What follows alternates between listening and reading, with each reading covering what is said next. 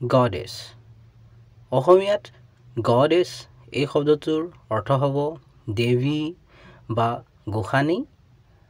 অৰ্থাৎ এগৰাকী নাৰী দেৱতা অহা এই দুটা বাক্যৰ সহায়ত আৰু বেছি ভালকৈ বুজি লওঁ According to ancient legend প্ৰাচীন কিংবদন্তি অনুসৰি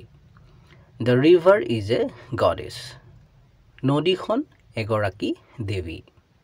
এই সম্পূৰ্ণ বাক্যটো হ'ব According to ancient legend the river is a goddess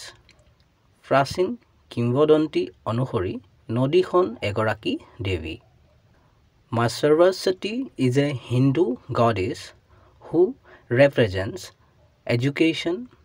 creativity and music মা সৰস্বতী এগৰাকী হিন্দু দেৱী যিয়ে শিক্ষা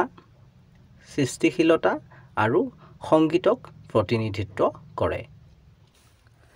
চেনেলটো সাবস্ক্ৰাইব কৰি ল'বা কাৰণ এনে ধৰণৰ ভিডিঅ'বোৰ ইয়াতে